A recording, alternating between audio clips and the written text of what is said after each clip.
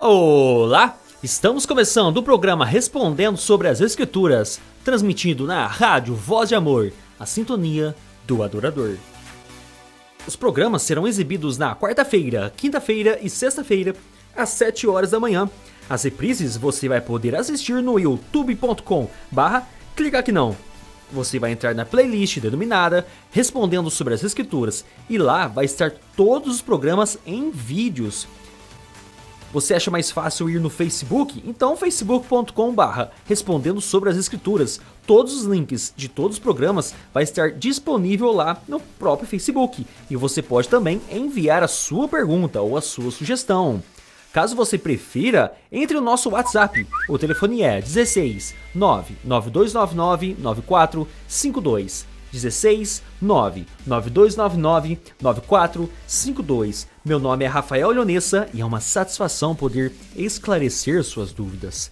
É claro que eu não estou sozinho, eu estou com ele. Quem é você? Meu nome é José Odair e tenho muita alegria em compartilhar a palavra de Deus. José Odair, o programa passado nós falamos uma questão ali sobre batismo no Espírito Santo e batismo com fogo. Hoje, como prometido, nós vamos continuar o assunto relacionado ao Espírito Santo. E nesse programa nós vamos responder uma pergunta: o que é ser cheio do Espírito Santo? Antes de responder esta pergunta, vamos orar e falar com Deus. Senhor Deus, nós damos graças ao Senhor por esta oportunidade e pedimos que o Senhor nos dê capacidade e que o Senhor nos abençoe para que possamos falar de modo claro, de maneira que venha sanar todas as dúvidas. Em nome do Senhor Jesus, amém. Amém. Você está acompanhando agora o programa Respondendo sobre as Escrituras. Dúvidas não são mais desculpas para conhecer a palavra de Deus. Então, José Odair, são perguntas assim, recorrentes no meio evangélico. As pessoas estão sendo bombardeadas com informações e essas informações não se cruzam, pelo contrário, elas se batem e as pessoas têm dúvidas. No programa passado nós falamos sobre o batismo, o batismo no Espírito Santo e com fogo, é uma dúvida muito recorrente. E o programa de hoje, que nós vamos falar o que é ser cheio do Espírito Santo, também é muitas dúvidas e muita confusão relacionado a esse assunto. Então vamos tentar nesse programa deixar mais claro sobre essas questões. E você, ouvinte que está nos escutando ou assistindo as reprises no YouTube, caso você tenha alguma pergunta, pode fazer essas perguntas que nos próximos programas nós vamos responder as suas perguntas. Enquanto eu vou dando introdução à minha resposta, eu vou pedir para que você procure na sua Bíblia no Evangelho de João, capítulo 3, versículo 34. Bom, o texto que diz sobre ser cheio do Espírito Santo está em Efésios, capítulo 5, versículo 18. Em Efésios 5, 18 diz: E não vos embriagueis com o vinho em que há devassidão, mas enchei-vos do Espírito. Então ele faz essa comparação. Você não deve se embriagar com o vinho, mas deve encher-se do Espírito. Então, já que ele fez essa comparação, vamos seguir nela. Como que você percebe que uma pessoa está cheia de bebida alcoólica, está cheia de vinho? Ela começa a demonstrar características disso, no olho, na maneira como fala, na maneira como anda. Então a pessoa começa a alterar a sua conduta e mostrar características de uma pessoa que está cheia de vinho. Agora, como que você percebe que uma pessoa está cheia do Espírito Santo?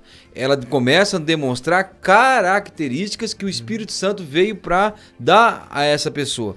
Lá na carta de Paulo aos Gálatas, o capítulo 5, o versículo 22, Paulo diz o que é o fruto do Espírito. Então, uma pessoa cheia do Espírito Santo, ela vai estar cheia destas coisas aqui, né? Que diz em Gálatas, capítulo 5, versículo 22. Mas o fruto do Espírito é amor, gozo, paz, longanimidade, benignidade, bondade, fé, mansidão, temperança. Contra essas coisas não há lei. Então, sabe como uma pessoa está cheia do Espírito Santo?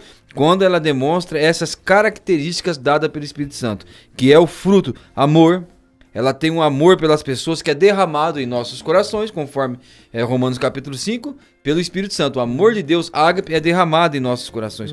Gozo é uma pessoa que sabe estar feliz em toda e qualquer situação. Uma paz incondicional. Paciência, benignidade, bondade, mansidão, temperança ou domínio próprio. Estas são uma maneira que você pode identificar que uma pessoa está cheia do Espírito Santo. E o que diz em João capítulo 3, versículo 34, Rafael?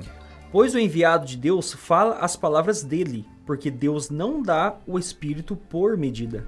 Deus não dá o Espírito por medida. Então, não existe uma pessoa que tenha mais do Espírito Santo e uma pessoa que tenha menos do Espírito Santo. Aquele que está cheio do Espírito Santo é porque ele está cheio das obras do Espírito Santo na sua vida.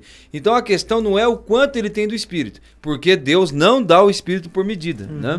É o quanto o Espírito tem da pessoa. Essa é a questão. O quanto que essa pessoa está agindo na dependência do Espírito Santo. Então a questão é o quanto o Espírito tem da pessoa, porque conforme palavras que nós encontramos em João 13:34, Deus não dá o Espírito por medida. É isso aí. E voltando àquela questão do que você leu, José Aldair, sobre não estar embriagado com o vinho, mas estar cheio do Espírito Santo, Paulo ele usa dessa comparação, né, uma coisa muito assim, real em nossos dias, para justamente os leitores, né, desse texto, entendesse que quando eles veem uma pessoa embriagada, eles percebem que a pessoa está embriagada.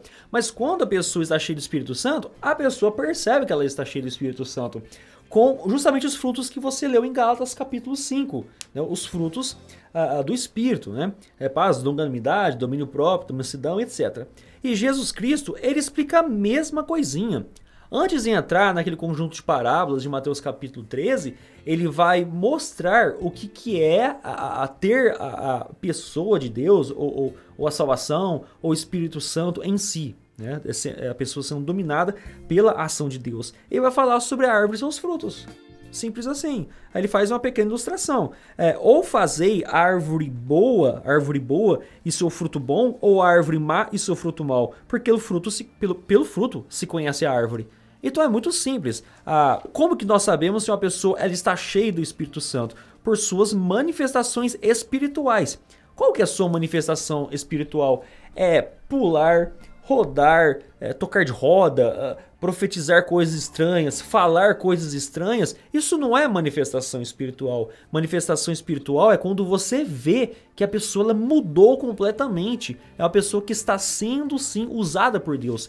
E toda pessoa reconhece quando uma pessoa está sendo usada por Deus. Ela muda o seu jeito de viver, ela muda aquela rotina que ela tinha, muda completamente e ela passa a viver com o propósito da palavra de Deus. Então nós vemos externamente que ela mudou. Agora ela não está, usando a mesma comparação de Paulo, não está mais embriagado com as coisas do mundo, né? Mas agora está cheio do Espírito Santo. Quando a gente vai falar sobre a teologia, estudar teologia e tal, a gente vai fazer exegese dos textos, hermenêutica. Nós até citamos no programa passado sobre a questão da carta histórica, né, do registro histórico em Atos. Não é a mesma coisa que cartas doutrinárias de Paulo. Então a gente tem que fazer essa distinção dos textos bíblicos para saber interpretar com clareza. Por exemplo, não sei se você, o querido ouvinte, ou quem está assistindo as reprises aí no YouTube, não sei se você saiba, mas a carta de Efésios ela tem uma co-irmã. Uma carta similar, com textos similares. O evento em que foi mandado foi o mesmo. Paulo estava em prisão, escrevendo a mesma coisa, mas para dois auditórios diferentes. E os textos muito semelhantes. A carta que é a irmã de Efésios é a carta de Colossenses, onde ele trata basicamente o mesmo assunto. As duas cartas têm os mesmos assuntos praticamente. E o assunto correlacionado com Efésios capítulo 5, que é: não vos embriagueis com vinho, no qual há dissolução, mas enchei-vos do Espírito. Lá em Colossenses, o texto está em Colossenses capítulo 3, no verso 16. O texto diz assim: habite ricamente em vós a palavra de Cristo. Instruí-vos, aconselhai-vos mutuamente em toda sabedoria, louvando a Deus com salmos, hinos e cânticos espirituais, com gratidão em vosso coração. Então esse versículo que a gente acabou de ler, ele é um texto que está relacionado com aquilo que Paulo está escrevendo para o auditório da cidade de Éfeso. E ele diz aqui que estar cheio do Espírito, aqui em Colossenses, é ser habitado ricamente com a palavra de Cristo. Então, ser cheio do Espírito Santo é estar com a palavra de Cristo, com os mandamentos do Senhor Jesus Cristo. Não apenas ter conhecimento teórico, mas praticar esse conhecimento teórico. E daqui, José Aldair, que a gente pode tirar aquela lição de que ser cheio do Espírito Santo não é anular teologia e ficar com prática cristã. Porque você somente pode praticar aquilo que você conhece. Então muitas pessoas ensinam, por exemplo, que a letra mata e o Espírito vivifica. Então eles esquecem as Escrituras e querem praticar o que Cristo ensina. Mas você só pode praticar se você conhecer. E naqueles frutos do Espírito que você leu lá em Gálatas, lá não fala domínio próprio? Domínio próprio. Então, essas pessoas que ficam tocando de roda nas igrejas, falando coisas, olha, eu recebi o Espírito de Deus com fogo e eu não me segurei, não me controlei, comecei a falar coisas e tal, né? Recentemente eu vi no Facebook, Zelder, uma moça aí que diz que ela perdeu o domínio do seu corpo porque recebeu o Espírito de Deus. E ela começou a fazer umas manifestações estranhas lá onde ela estava. Então é isso, através da palavra de Deus, de Cristo, né, a palavra de Jesus Cristo, nós vamos estar cheios do Espírito Santo, aplicando tudo aquilo que nós temos aprendido. Isso é estar cheio do Espírito Santo. Exatamente, e aí ela vai demonstrar amor, mansidão, domínio próprio. Até a Bíblia diz que contra essas coisas não há lei. Então nós somos batizados com o Espírito Santo uma vez, mas nós podemos ser cheios do Espírito Santo várias vezes, à medida em que há um tempo em que eu estou me alimentando da palavra de Deus, em que eu estou reunindo com os irmãos, estou frequentando a igreja, louvando a Deus e enchendo-me da palavra de Deus. Então, eu vou estar cheio do Espírito. Mas pode ser que, e acontece na vida de alguns cristãos, não deveria, ele deixa de ler a Bíblia, ele deixa de frequentar. O que vai acontecendo? Ele vai esfriando, né? Mas ele pode retornar e ler a palavra de Deus, estar em oração, em comunhão com Deus, e ele voltar a ser cheio do Espírito Santo. Não ter mais do Espírito, como nós vimos que o Espírito não é dado por Deus por medida, mas o Espírito Santo se manifestar ou de forma ampla e plena na sua vida várias vezes. Isso aconteceu também quando nós lemos o Atos dos Apóstolos. Nós vamos ver que várias vezes eles ficaram cheios do Espírito Santo, né?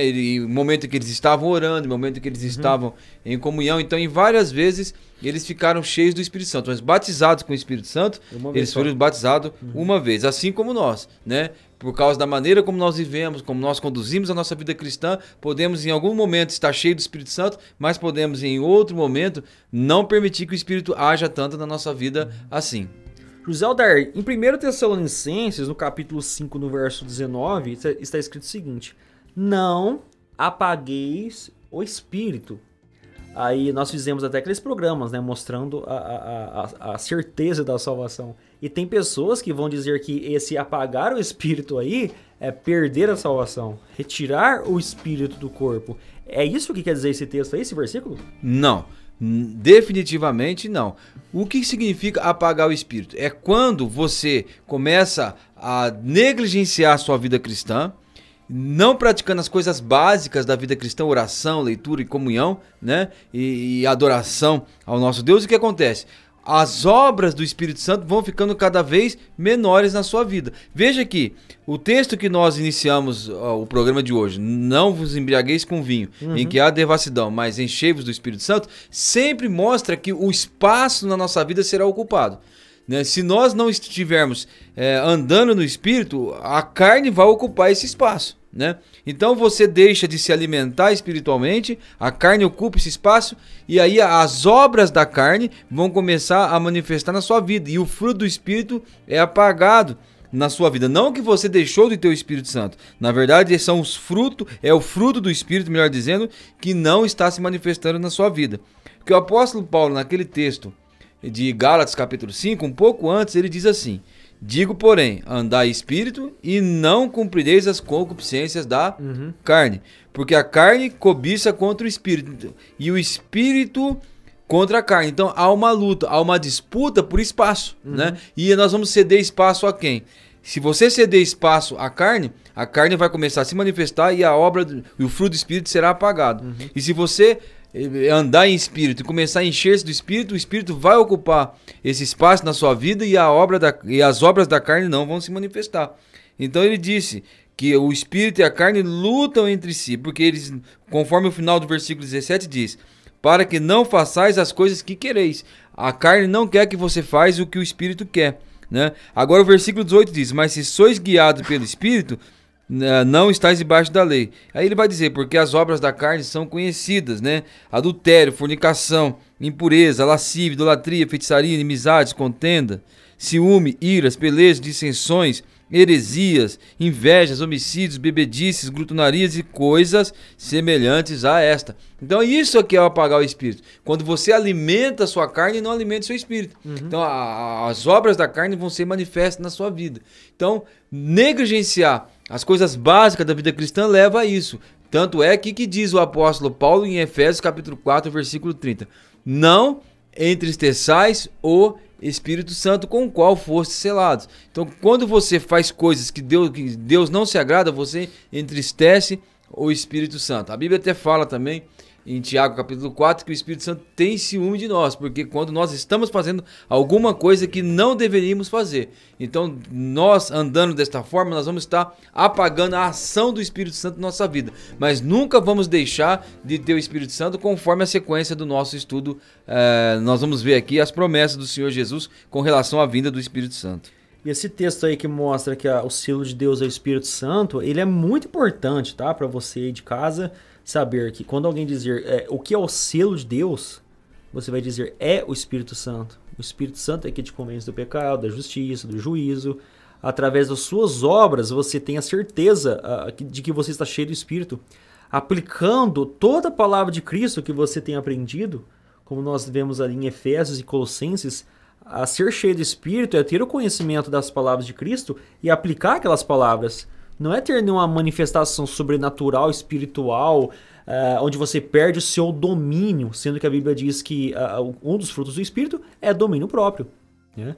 E Cristo deixou muito claro que nós reconhecemos a boa árvore pelos seus frutos. Então, ser cheio do Espírito Santo é você praticar obras de justiça de Cristo. Não perder a sua razão, perder a sua inteligência e deixar algo te dominar.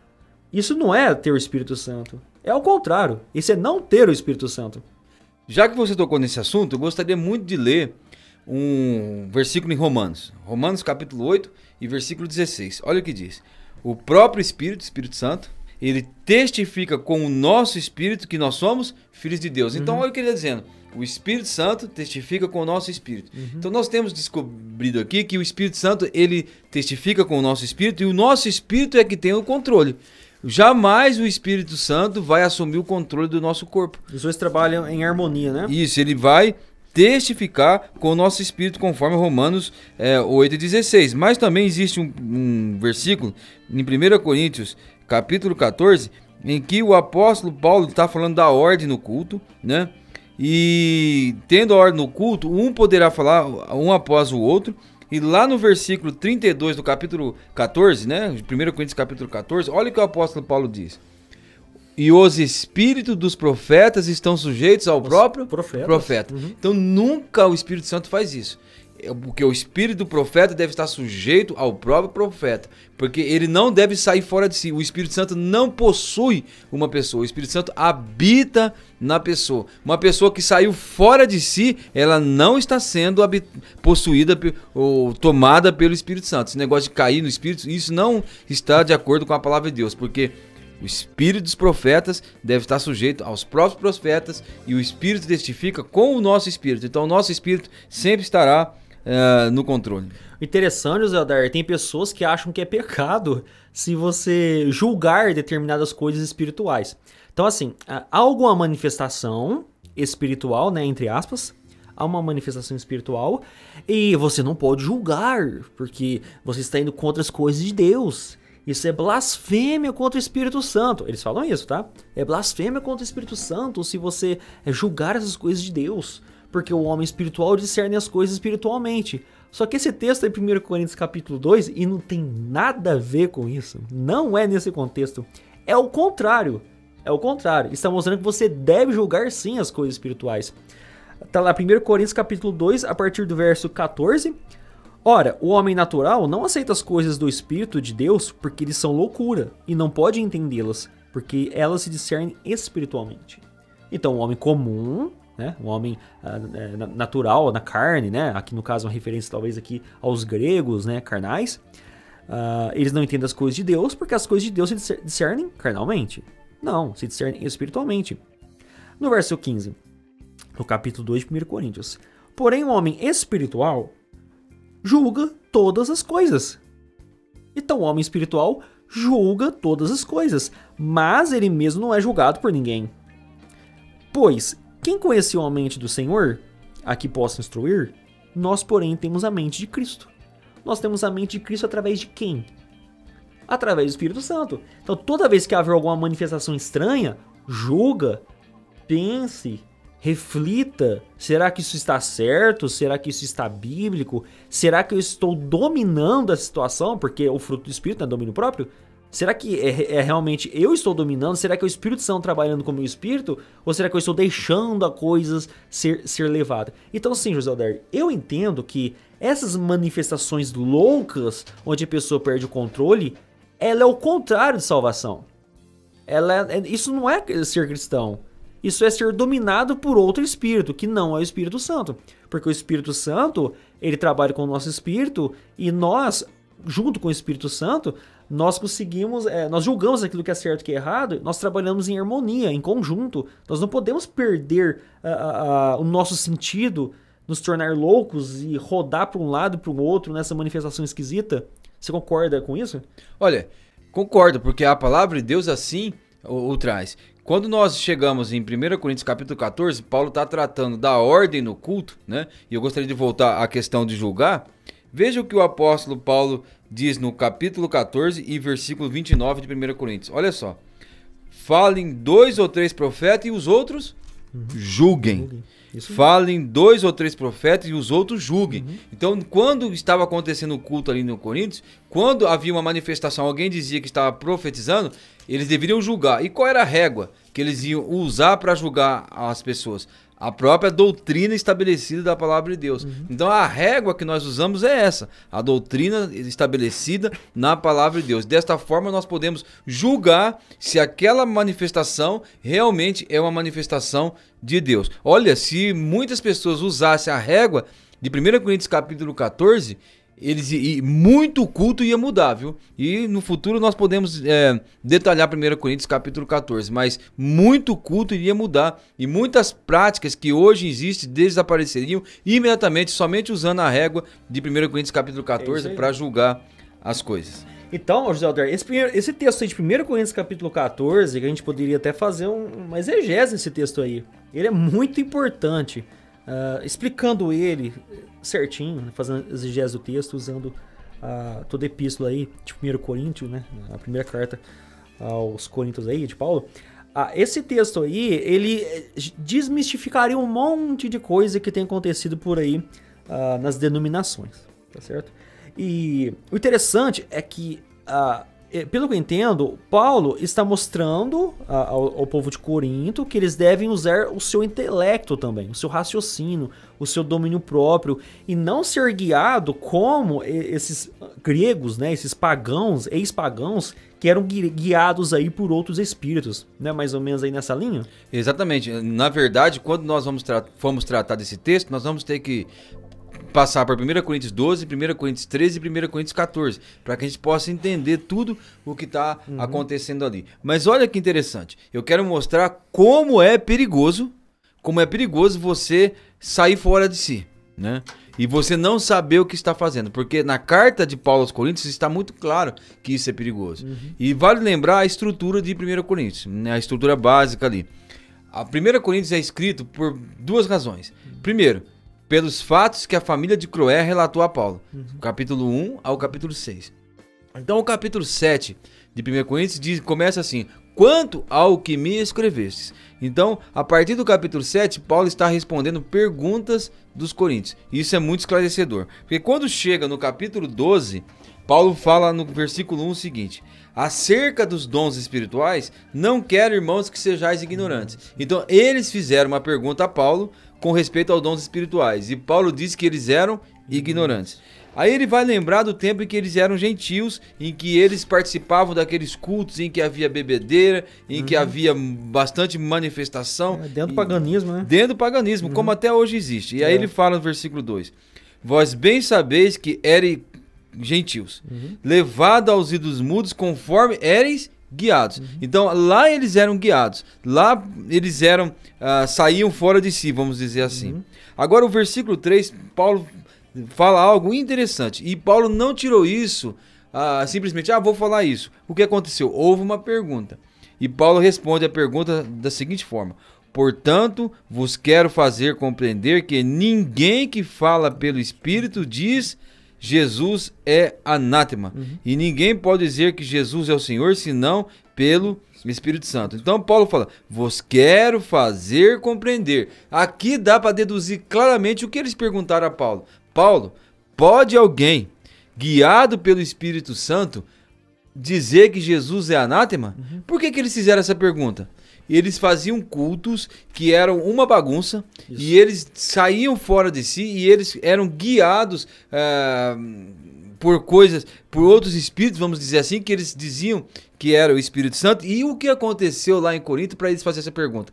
Paulo? Eles eram ridicularizados pelos próprios pagãos que viam a igreja com essas manifestações, né, de perca de controle. Exatamente. E eles então estão preocupados e querem saber se alguém que está falando pelo Espírito diz anátema a Jesus. Então, o que aconteceu no culto deles? Quando eles eram guiados, quando eles saíam fora de si, alguém, é muito real isso aqui, é muito provável que alguém no culto, dizendo que estava falando uma língua estranha, acabou dizendo que Jesus era anátema. Então, Paulo, vocês são ignorantes com respeito aos dons espirituais e ninguém que fala pelo Espírito diz anátema a Jesus. Então, eu quero que vocês entendam o quanto que é perigoso essa história de você perder o controle. Dessa história de você sair fora de si e não saber o que está fazendo. Porque isso é realmente muito perigoso. O Espírito Santo não faz esse tipo de coisa.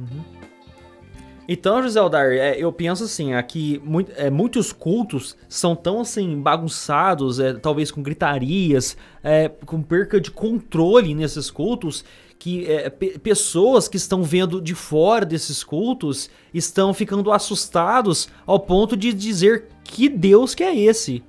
Então, aqui mesmo no Brasil, talvez uma pessoa incrédula, que não entende bem as escrituras, ela passa em frente de uma denominação.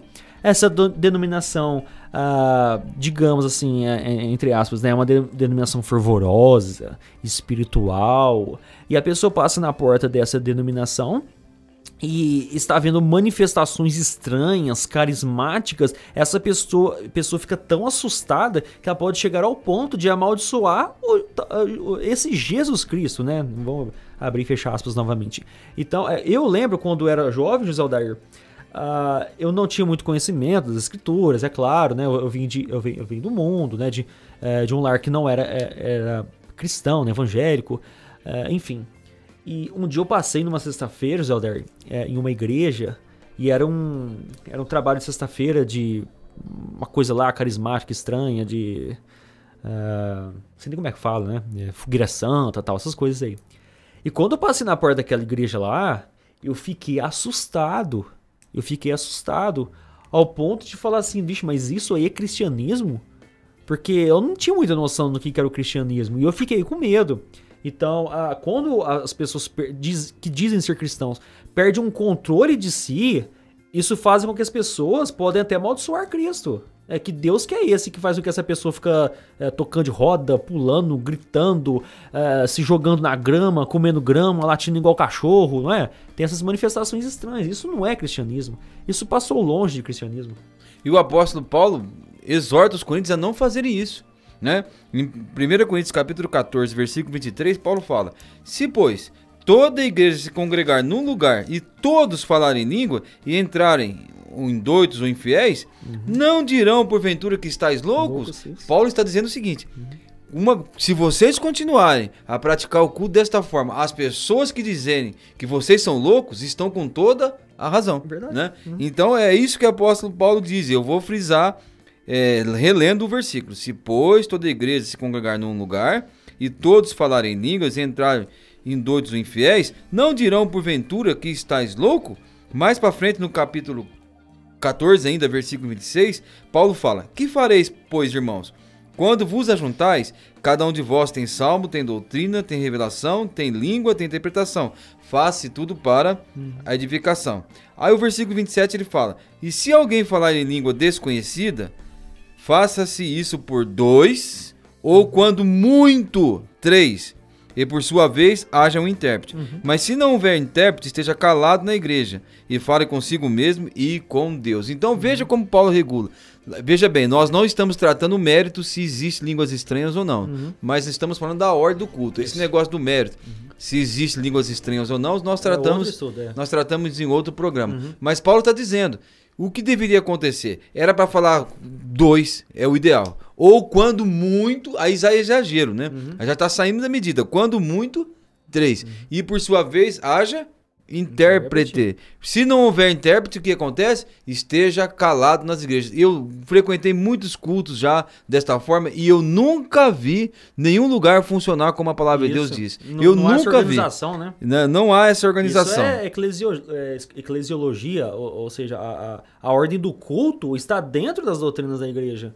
Então, se tiver alguém manifestando qualquer coisa, uma oração, um pedido de oração, ou até mesmo um anúncio de uma reunião especial, a pessoa, o ouvinte, tem que entender aquela mensagem. Não pode haver uma bagunça. A casa de Deus tem que ser organizada para todos aqueles que estão vendo também glorificar a Deus. Exatamente. E o apóstolo Paulo ainda havia dito no capítulo 14, versículo 15. Que fareis, pois? Olha... Orarei com o Espírito, mas também orarei com o entendimento. Cantarei com o Espírito, mas também cantarei com o entendimento. Então, essa coisa de sair fora do controle, eu não vi o que eu fiz. Eu comecei no fundo da igreja e acabei lá na frente, e isso não está correto em conformidade com a palavra de Deus. Nós respeitamos as pessoas, respeitamos a sua sinceridade, mas... nós somos educados na palavra de Deus e somos educados a pensar da seguinte forma: nenhuma experiência que eu tive e que eu vi pode prevalecer sobre a palavra de Deus. Todas as experiências, se elas devem ser confrontadas com as Escrituras.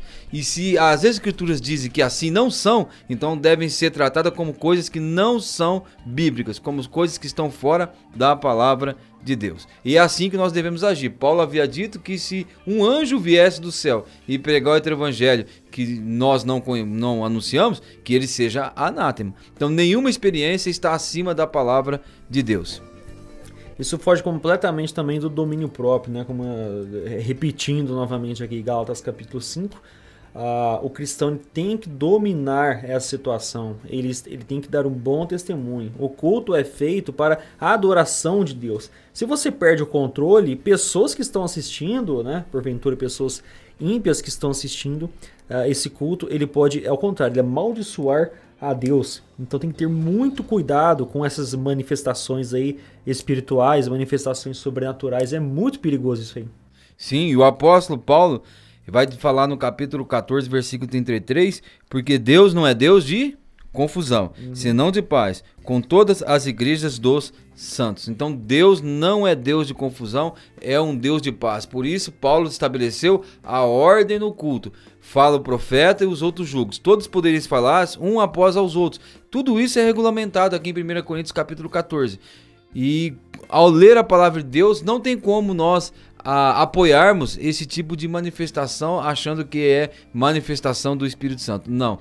Nós não estamos julgando segundo os nossos critérios, mas estamos julgando segundo os critérios da palavra de Deus, e por isso que nós não aprovamos esse tipo de comportamento. E Paulo continua no verso 39, portanto, meus irmãos, procurai com zelo o dom de profetizar, não proibais o falar em outras línguas, isso aqui a gente pode até tratar em próximos estudos, tá certo? No verso 40 ele fecha assim perfeitamente, ó, tudo porém seja feito com decência e ordem. Agora, as experiências que eu também tive, já que as pessoas, né, gostam de contar experiências pessoais, né, às vezes dando testemunhos, né, nessas igrejas e tal. A experiência que eu tive em contato com essas reuniões, não houve ordem de essência, não houve zelo. Como nós dissemos aqui, usando ali o texto de Efésios capítulo 5, no verso 18, não vos embriagueis com vinho no qual há dissolução, mas enchei-vos com o Espírito. E fazendo paralelo com Colossenses, enchei-vos com o Espírito é encher da palavra de Deus. Agora você vai em um culto. A palavra de Deus quase nunca é anunciada. Não há uma explicação de um texto onde você entende. Você vai para sua casa com o entendimento da palavra de Deus. Há músicas, há gritarias, há danças, há batuques. E a pessoa foi para sua casa com esse batismo com fogo, né? Entre aspas. Nós explicamos no programa passado que não é assim, né? O batismo com fogo de Mateus 3 e Lucas 3 é punição. Então a pessoa acha que foi com esse batismo com fogo para sua casa, mas ela não foi edificada. Ela não conheceu a palavra de Deus. Ela não conheceu a ordem de Cristo. Ela não entendeu nada da Bíblia. Como que ela foi edificada? E Paulo diz em 1 Coríntios capítulo 14, né, um pouquinho antes do texto que você leu. Se alguém cuida ser profeta ou espiritual, reconheça que as coisas que vos escrevo são o mandamento do Senhor. Que coisas? A ordem no culto, fale 2, ou quando muito 3, e por sua vez haja intérprete, não esteja calado, né? Todos podereis falar um após os outros, não pode haver pessoas falando simultaneamente e falando em línguas simultaneamente, isso não pode, é um após o outro. E Paulo diz então, essas coisas que eu vos escrevi são o mandamento do Senhor, mas se alguém ignorar isto, que ignore, mas você está ignorando a palavra de Deus, será ignorado também. Então há necessidade de ordem no culto. O Espírito Santo vem, o fruto do Espírito é paz, assim como o apóstolo Paulo diz, Deus não é Deus de confusão e Deus de paz, e o fruto do Espírito é paz, mansidão e domínio próprio. Então veja que isso não combina. Esse tipo de culto não combina com o fruto do Espírito Santo, né? É uma confusão que se faz nas interpretações da palavra de Deus, achando que Pentecostes tem que se repetir todas as vezes. E não tem que se repetir. Pentecostes aconteceu uma vez e por isso nós somos batizados com o Espírito Santo, assim como a cruz aconteceu uma vez e por isso nós somos salvos. Aliás, José Alder, me perdoem aí, mas esse pentecostalismo, esse termo, segundo a etimologia do termo, já não está certo. Porque Pentecostes é uma festa de judeu, uma festa judaica. Você não pode comemorar hoje uma festa judaica. Então, aconteceu aquele evento nesse fechamento de uma festa judaica. Então, só aí, já está errado só nesse termo aí. Isso, porque nós somos proibidos pela palavra de Deus a voltarmos para o sistema do Velho Testamento.